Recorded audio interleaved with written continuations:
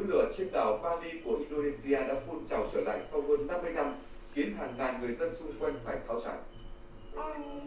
Ngọn núi Agung trên đảo Bali đã bắt đầu phun trào từ hôm 21 tháng 11 với cột khói phun cao trên 100 mét so với đỉnh núi. Trong nhiều tháng qua, trước các dấu hiệu cho thấy núi lửa Agung chuẩn bị hoạt động trở lại, hơn 140.000 người dân ở Bali đã sơ tán khỏi nhà. Tuy nhiên, cơ quan phụ trách tình trạng khẩn cấp Indonesia cho biết sân bay trên đảo Bali vẫn mở và các điểm du lịch vẫn đảm bảo an toàn. Một công ty khởi nghiệp đến từ Anh vừa qua công bố kế hoạch sản xuất nhiên liệu sinh học từ cà phê dùng trong các xe buýt diesel tại London. Công ty khởi nghiệp BioBean thu thập bã cà phê từ các cửa hàng cà phê, nhà hàng, nhà máy, rồi chuyển đến cơ sở tái chế. Tại đây, bã được xay khô trước khi chiết xuất dầu cà phê. Sau đó, dầu cà phê được trộn với các nhiên liệu khác để tạo ra nhiên liệu sinh học B20, có thể dùng trong các xe buýt diesel mà không cần cải biến. Đến nay, BioBean đã sản xuất 6.000 lít dầu cà phê cho dự án thí điểm, đủ để một xe buýt thành phố chạy trong một năm. Các nhà khoa học vừa lên tiếng xác nhận vật thể bí ẩn bay ngang qua mặt trời hồi tháng trước đến từ một hệ mặt trời khác trong vũ trụ. Thiên thể bí ẩn được đặt tên là 1i 2017 U1. Các nhà khoa học tin rằng đó là một trong hàng chục nghìn vật thể không xác định trong vũ trụ và đến từ một hệ mặt trời khác. Kết luận về nguồn gốc của thiên thể này bắt nguồn từ quá trình phân tích quỹ đạo bay của nó. Bên cạnh đó, quan sát qua kính viễn vọng cho thấy thiên thể này có nét tương đồng với một số sao chổi và tiểu hành tinh trong hệ mặt trời của nó.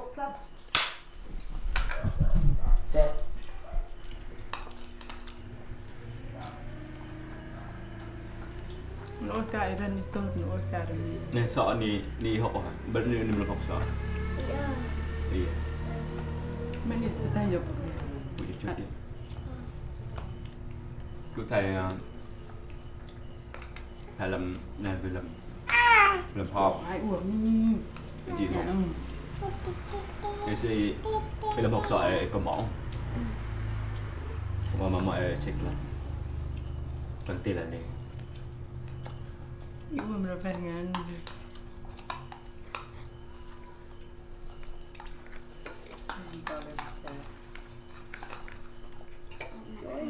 Con không? Con hiện là con ăn được không?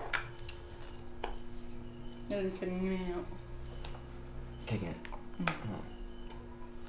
Cả. Hả? Cô mặc sữa em ra. Mình cứ cười lầm thế.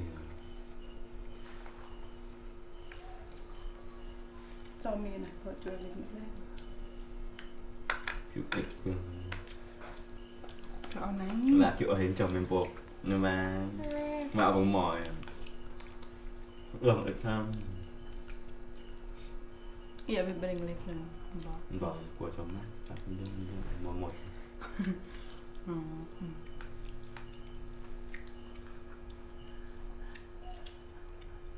Cái chồng mẹ mỗi sọ. Này, bảo Tan gam hot ki ring si. chọc bà này. Nham.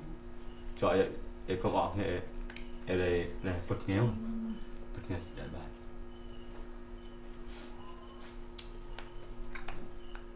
Dạ chết mình cô cả khó.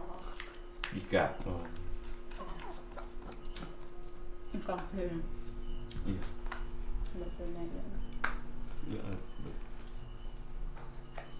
Tầm nòng Trái hả? còn cả máy hái nghĩ cái con cào giờ tự cái con cào Anh ơi, bây giờ mình ăn mà mình không nói thử nha. rất vui lắm.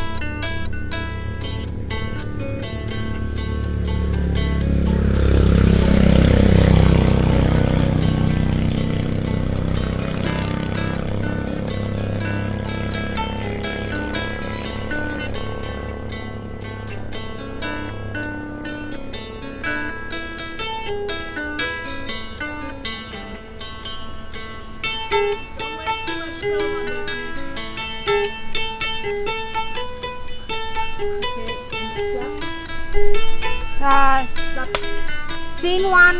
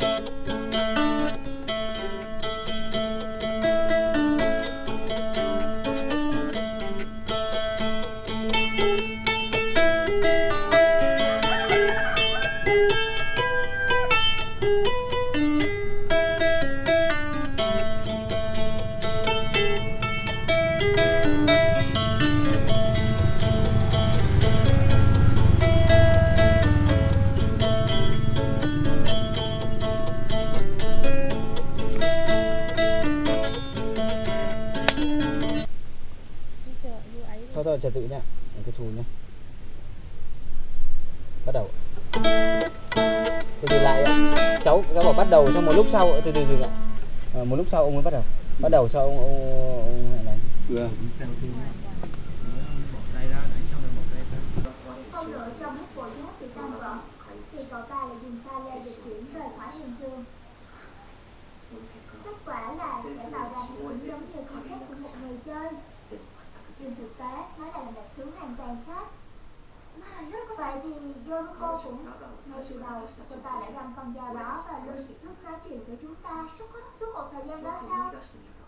Còn hãy nhớ kỹ lại đi, trong thể này hôm đó cô ta chưa bao giờ quay lưng về phía chúng ta cả. Cô ta vừa nói chuyện vừa để ý đến độ bền của bộ quần áo. Cuối cùng chỉ cần đúng thời gian, và giả vờ như bị đâm bởi cây dao phóng từ bên ngoài vào là được. Vậy người mặc áo choàng đen đó chính là chiếc dao đó không phải là xuyên gốc, nó là một thứ hoàn toàn khác. Vậy thì Yoriko cũng ngay từ đầu cô ta đã găm con dao đó và lúc nói chuyện với chúng ta suốt một thời gian đó sao? Còn hãy nhớ kỹ lại đi, trong thể này hôm đó cô ta chưa bao giờ quay lưng về phía chúng ta cả. Cô ta vừa nói chuyện vừa để ý đến độ bền của bộ quần áo. Cuối cùng Anh cứ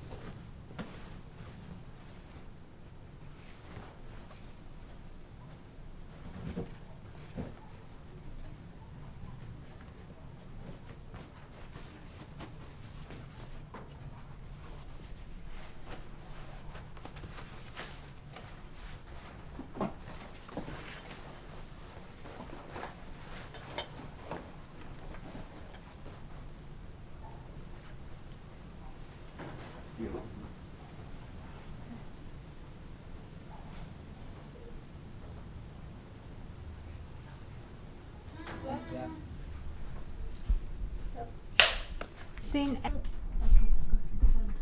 Ăn đi ăn.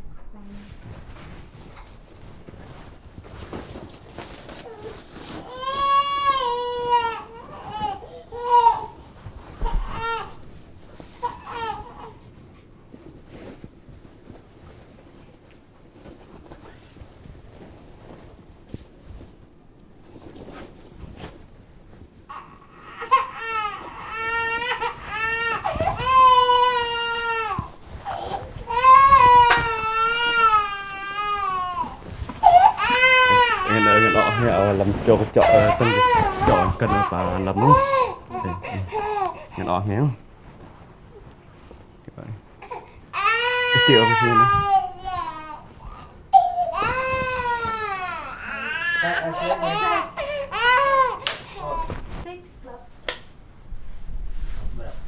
Để bắt đầu ăn.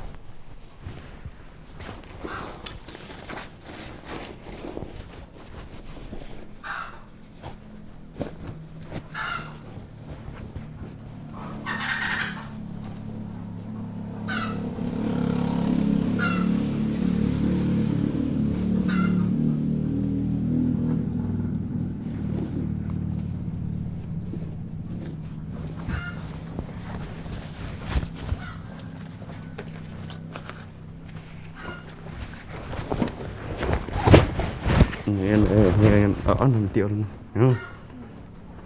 Tiền này rất là nghe đỏ này nghe đâu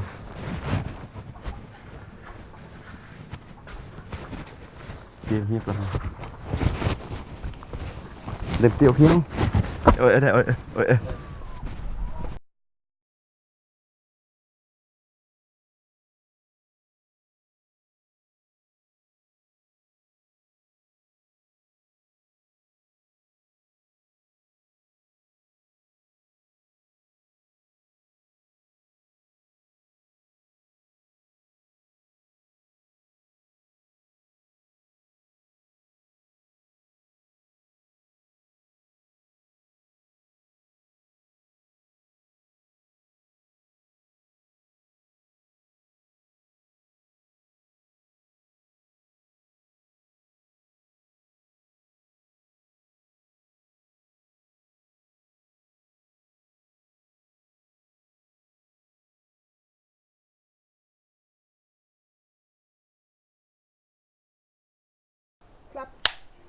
Anh ơi đi anh ơi. Bắt đầu.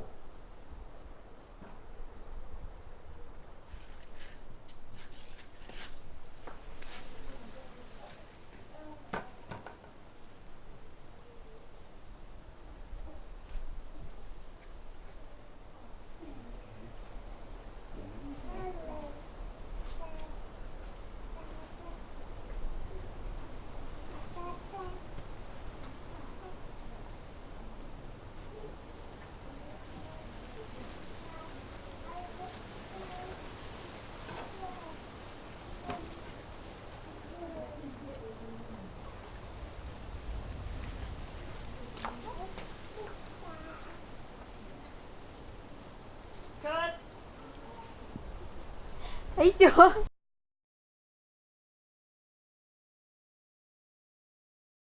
Row 27. Bắt đầu.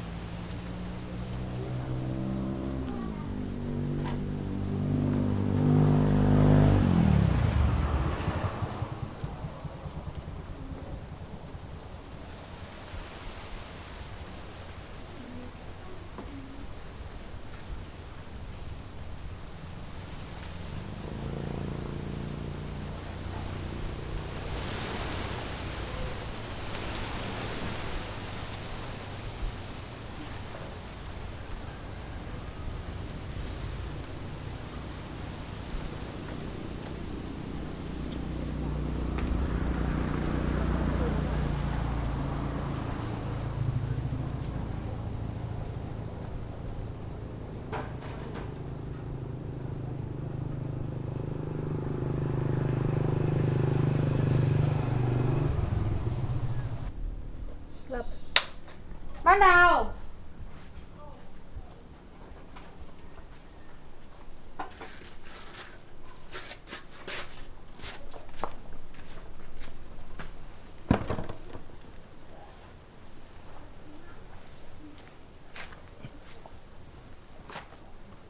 Kéo chứ nó.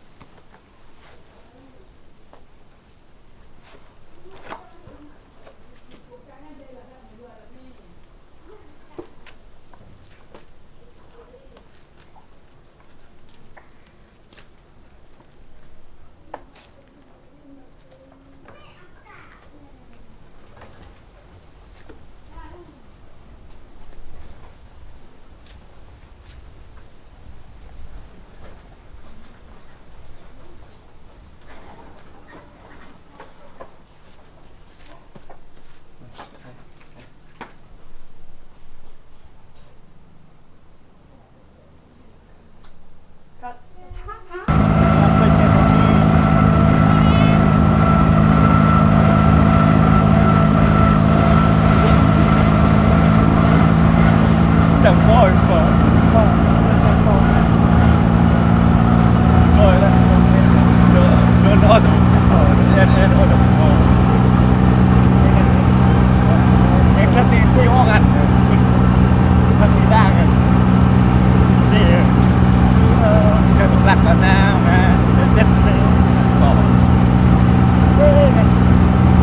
Cho nên đã qua kìa.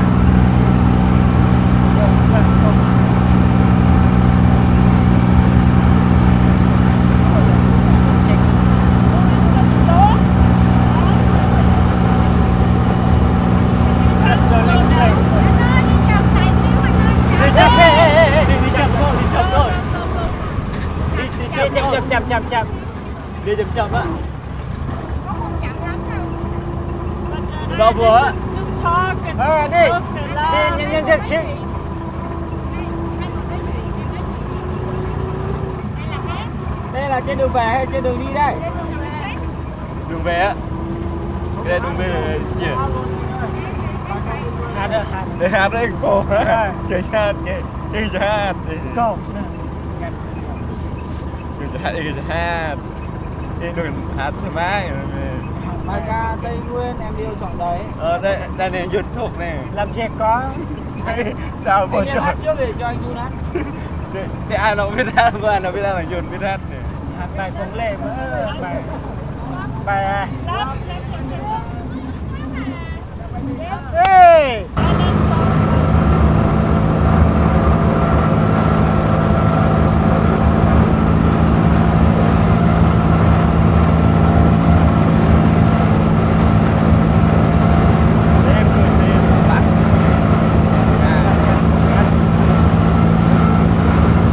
Đẹp trai quá đây.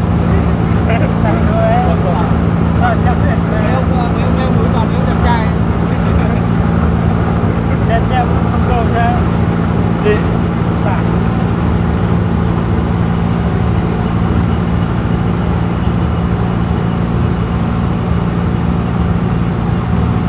Anh bắt kéo lên cái chỗ quần để cho nó che cái đấy. Kéo cái áo bắt được đấy. Đấy, rồi. Anh bám lên trên cao này. Bám lên cao này. Bật lên đây này. 17. Thế là một cái chuyện kinh hả?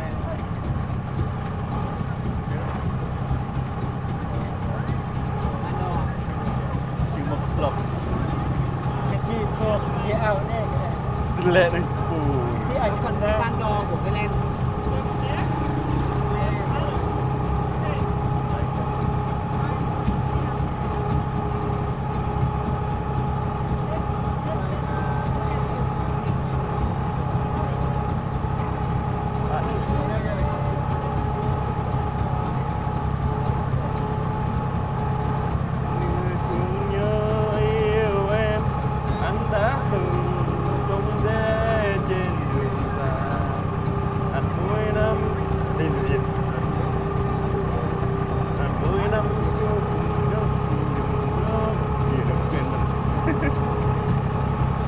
Thu có thu.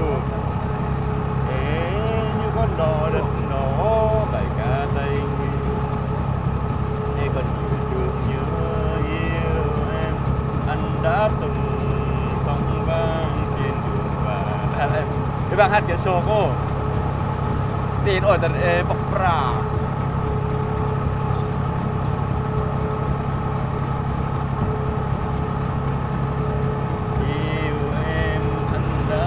thế còn sông ra trên đường xa cỡ được lần ba đôi bọn nền tảng trẻ đang chịu tắt đằng em thế đồng vui quá đất cho nước nước theo anh về đất cho nước nước theo anh cho Tây Nguyên thêm xanh cho Tây Nguyên thêm xanh cho Tây Nguyên thêm xanh. He moved the cable to the other side. Và mẹ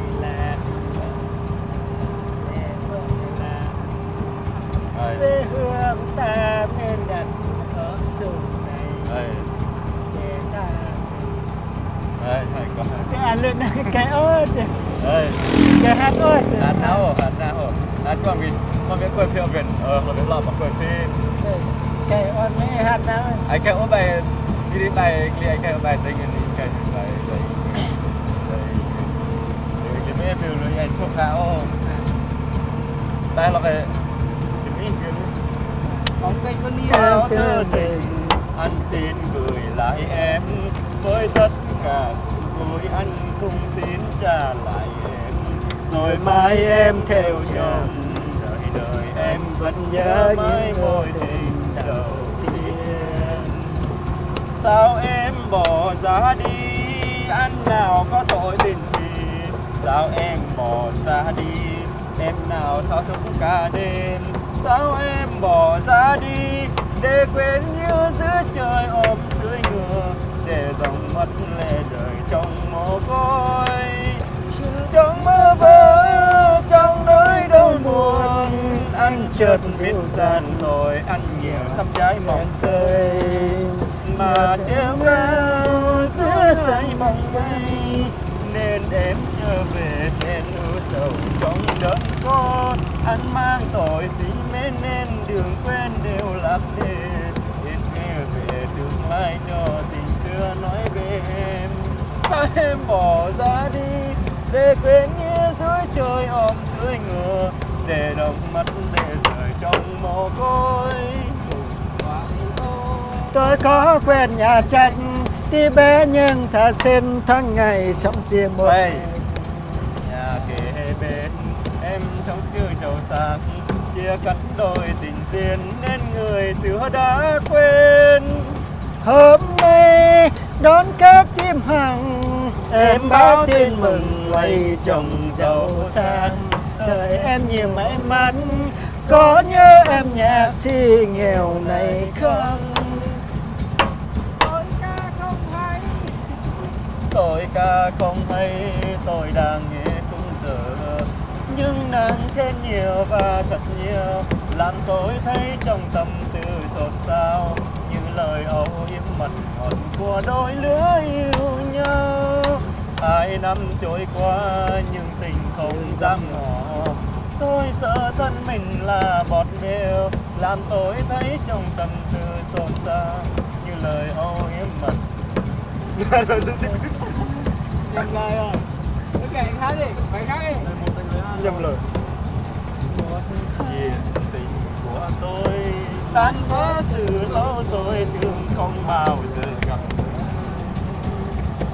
như bóng một hôm trên đường lên có thì yêu Đôi mắt ngày xưa thật tên là bên tôi cho trái ngang tôi nhỏ nhìn hàng cây lứa đôi chỉ vang một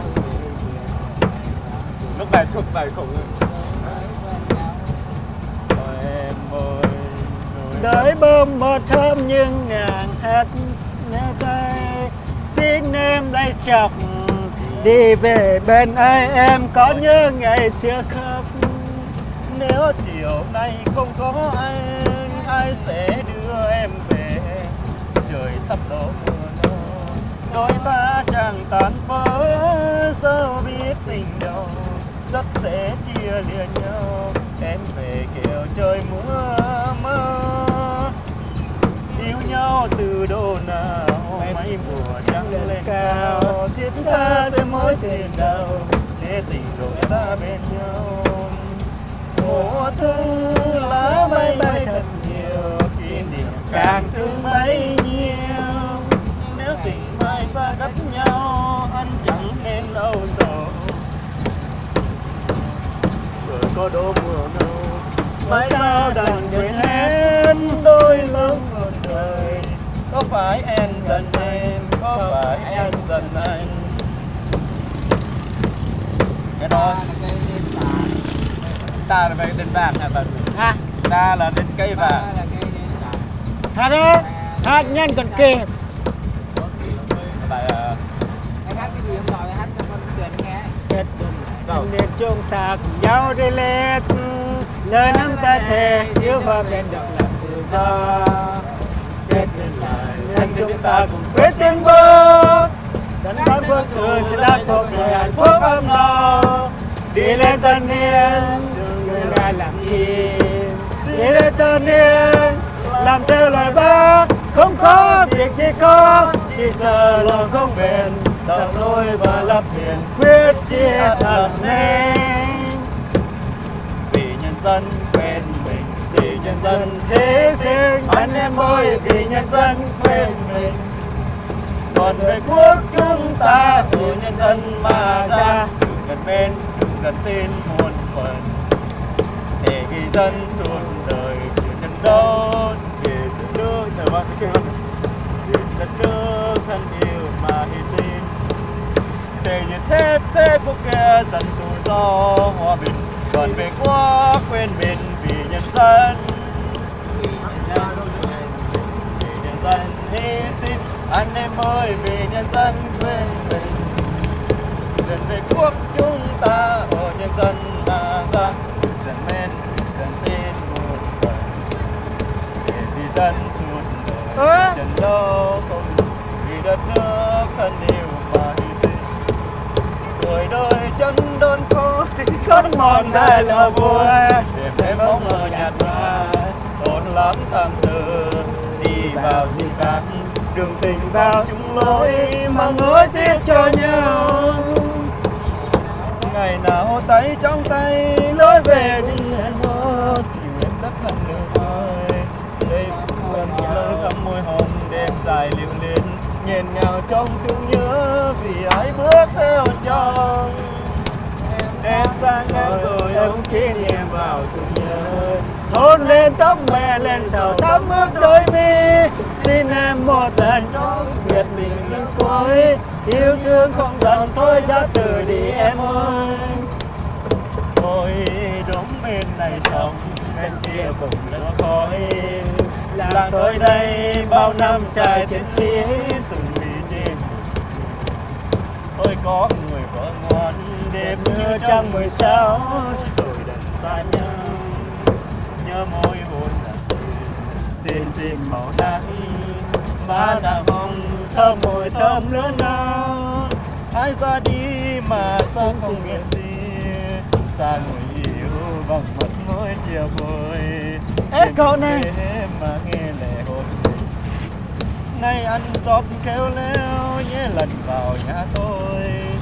nhà tôi ở cuối chân đời, có tràn thiên lý có người tôi yêu. Anh đi xuống Tây Đô của báo hôm nào, cuộc vui ký chôm chôm nên muốn quên thôi. Chôm chôm hòn bầm lứa đôi, câu em cười tươi thật thân môi. Thương của phạm ít buồn làm sao. Ôi cô bé chôm chôm này ghé thăm em, đây môi ký chôm chôm trên dáng em chào. Chôm chôm ngọt một từng lứa đôi, câu anh cười tươi hộp cánh môi. Thương của phạm ít buồn làm ngoài em mất phương, như trong lòng như đã gắn bó, trong chung ngồi sao nhìn hay nhớ, anh qua cầu cho nàng làm sao cửa thời gian trở về quá khứ phút giây tràn lan, lo cho phía phận, lo cho riêng mình sẽ tận một kiếp hoa, nhất thêm tay buồn tình nghĩa nắng đôi đường, nhật ký đời tôi ghi thêm một lần thôi. Thôi thế là thôi, là thế đó, dĩ vãng là thế, đến thơ về kiếp nhạc hạnh phúc tình ca. Thôi thế là thôi, là hết rồi, hiện tại ước mơ nhiều, cuộc đời rồi đây biết bao giờ mới được yêu. Ngày biệt ly chúng mình chưa nói hết câu tả tư, 5 năm cách biệt, 5 năm mong chờ héo mòn tình nghĩa xưa, ân thêm tay buồn tình nghĩa nắng đôi đường, nhật ký đời tôi nghĩ thêm một lần thôi. Qua lối nhỏ vào nhà em, muốn ghé vào thăm sợ ba má em lỡ rồi anh biết làm sao đây, để anh muốn em suốt cả đời. Em có đòi hỏi gì đâu, đã biết rằng anh bàn tay trang đi vào đời, ta chỉ cần hai đứa mình yêu nhau, nên anh về em sẽ đẹp buồn cho nhau. Nghe lắm rồi, chợt lên bóng thấy cha còn ngồi đó vốn đời. Trời Tây Nguyên sẵn la la Chạy xe đi anh. la la la la la la, hát ngàn cây sách, bài ca Tây Nguyên em yêu trọn đời, khăn tay anh đưa đi trên đường xanh. Ê, những nương xài đất đỏ đã tên Bỏ cái áo. nè. Bỏ cái áo. Anh đã từng Alo. Hát đi hát. trong lửa đát yêu em, anh đã từng trong lửa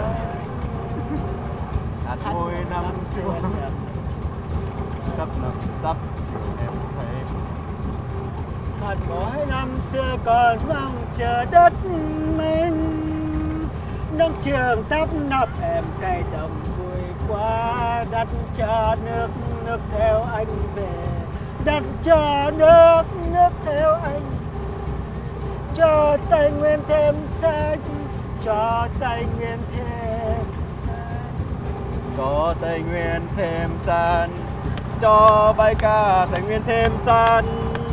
Hết rồi. Ok. Thế tao mấy à? Cột này dạo á. Hát đây nào rồi? Đây cái nào?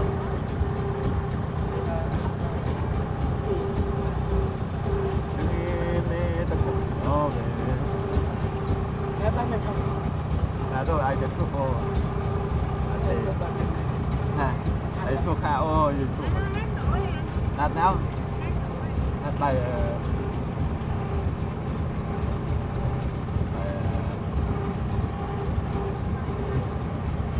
giọng nói viết quê hương đằng sau, vẫn trái tim này quanh em lặng. Đằng sau ơi, đằng sau quay về tình hương núi rừng, bạn bè thì đây, núi đó vẫn còn xanh tươi. Được chưa? Ngay cực kỳ. Hát ơi, hát ơi. Hát. Ô ê, ô mê go, chưa dứt thập cùng lại lạc. Cùng mà số lại lang nâng cho xe ô ấy. Dòng đồng hiền yêu của hoi đi đàm lân đào vì trên đường dân tộc biên lầm bê chê bê ta công bê ta bê tăng cùng bê làm bê chê đà yêu của ho yêu của ho ồ rồi tí luôn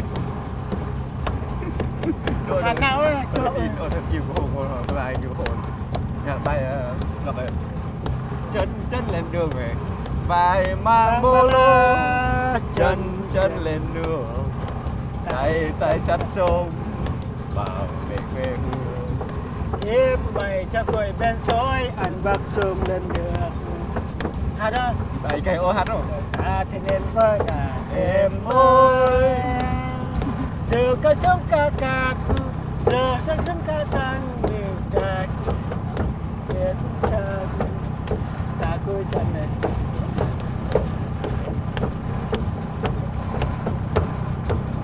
Hà nào ơi ai chúc ô ta chúc hát chạy chúc ô lần nữa hát bài Việt Nam tiền lưỡi gì em mong nhạc đó là phần chân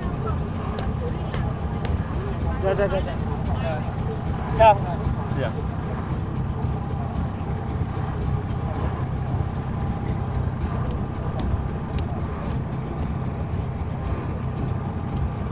làm chậm chân nhợ chậm hả dân hát rồi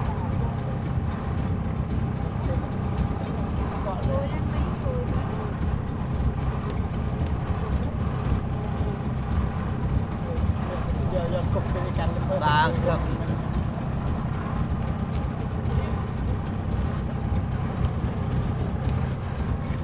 Pepsi gì Pepsi đây Pepsi Pepsi đạp có Pepsi rồi lọc đây cho ăn bạc ở Pepsi lọc đây mùi mùi này mùi bên lọc bên cùng nhọ cho hai vô phải xa mấy nghìn và lọ cây và lọ làm là trên là làm cho cái gì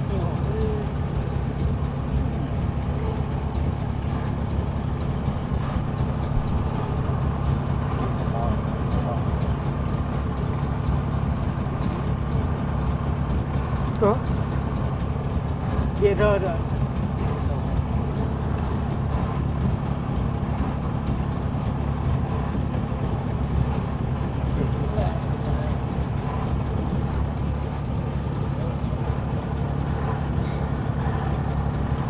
Rọ sẽ hạt bánh chua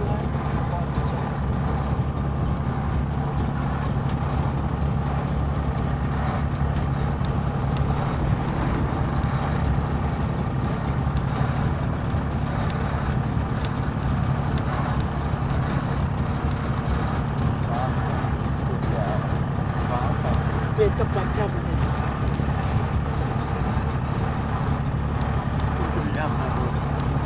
ini antara mereka tempat mengai ihom tak lo trời bảo udah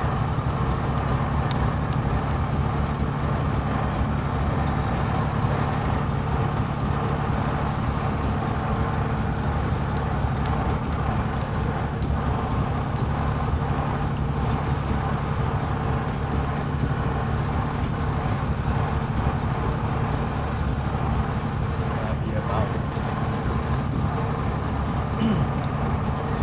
jatuh sama kalau lehan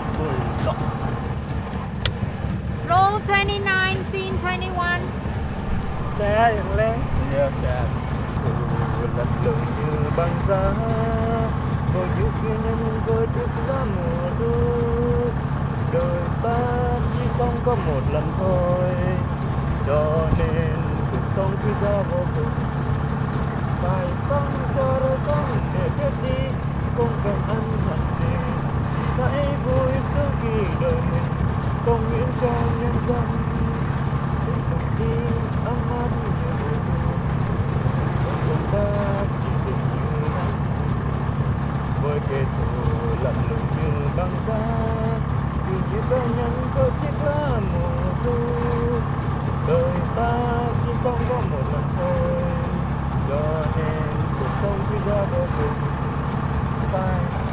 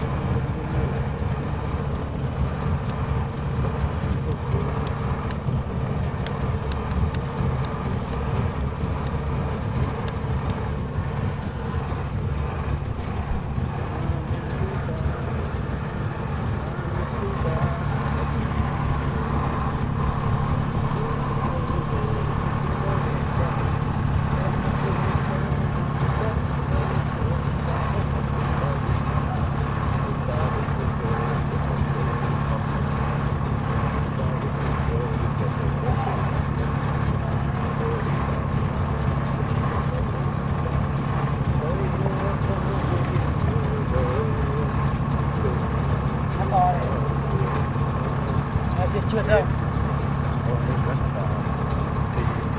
tôi là bề buôn mót một bát xe tăng tôi là bề buôn mót chết chiếu không chịu nổi tôi chung liền quyết làm ăn xa thôi tôi chung liền quyết tâm bắt chung về ta một bên sẵn sàng sống lên tình đồng chí ấm áp như mùa xuân trong công tác nhiệt tình như nắng hàng với